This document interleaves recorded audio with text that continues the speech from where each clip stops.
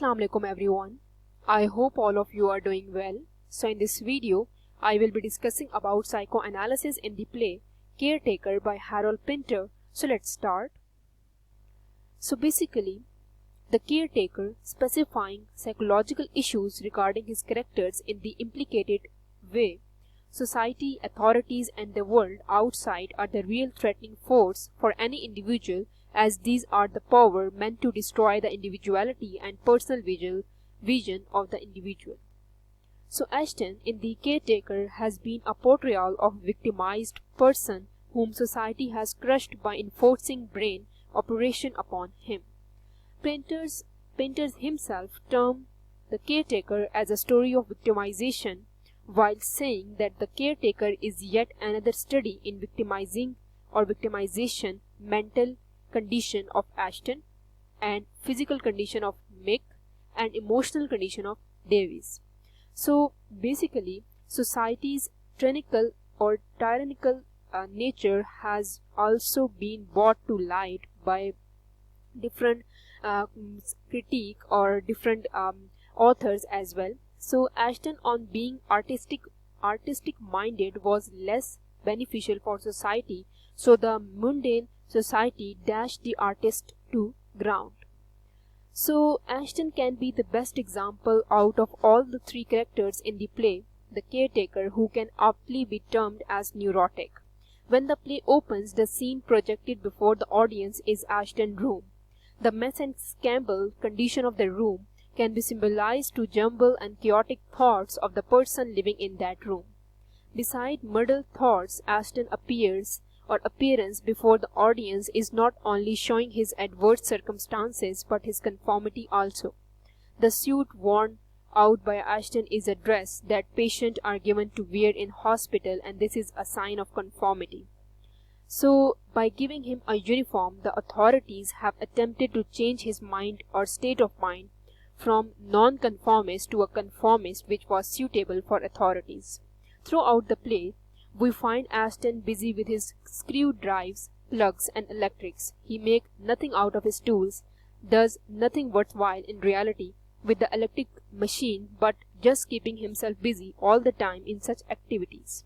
It symbolizes Ashton's failure not only in fixing up the plug but also his failure to communicate and make relations with others in spite of all his efforts. Ashton is unable to communicate properly with Davies. Most of the time he talks too less and gives very short answers, and sometimes there are long speeches showing the Ashton's inner distorted condition. His speech lacks coherence and fluency. The failure of communication is an account of Ashton's inability to link his thoughts together properly. Ashton throughout the play remains unpredictable and a strange personality.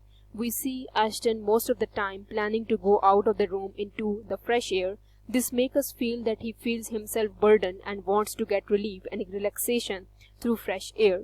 Even in severe cold, he is unable to sleep without opening windows of his room. So Ashton's crime was just that he used to talk or speak too much. So the real dilemma exposed through this speech is that society is not even ready to let anyone speak according to one's own will and wishes. This civilized society is such barbarous in nature that it cannot tolerate people who are of less support for it. It is through this speech that we come to know about the futility of interrelationship. Ashton tells us how his mother, along with the wicked authorities of the society and hospital, plotted against him to destroy his subjective vision. Ashton tells how society considered and conformed him a mad and then decided to operate just in order to get rid of his speaking habit. He has been subjected, rather destroyed by the society, in order to make him a harmless person for society. He further tells about his past, when he used to be a normal human being, but with the terrible brain operation his personal vision was brought to an end, and the reason behind this tyrannical treatment towards Ashton was his habit of talking too much. As Ashton's speech moves towards its end, gradually darkness prevails until everything except except Ashton gets dark and invisible. This can be the true projection of Ashton's life after that brain operation. Society damaged him and brought his life into the darkness by enforcing this vicious brain operation on Ashton. Finally, Ashton is ready to pay the society back in the same coin. He decided to throw the old tramp away who is representative of society. He brought him into a frosty night to give him shelter and now is going to expel him in the same severe cold. And at last the moment comes where Ashton is totally a stranger and cruel to the old tramp, as if he never knew him. How society can expect something grand from him as he is going to do what was done to him. This can also be a symptom of neurosis in Ashton's personality, that he has left the society and is now ready to create his own new world. So Ashton is living somewhere at distance from the boundaries of normal psychological realm. He fails to communicate, fails to make relationship on individual as well as on social level.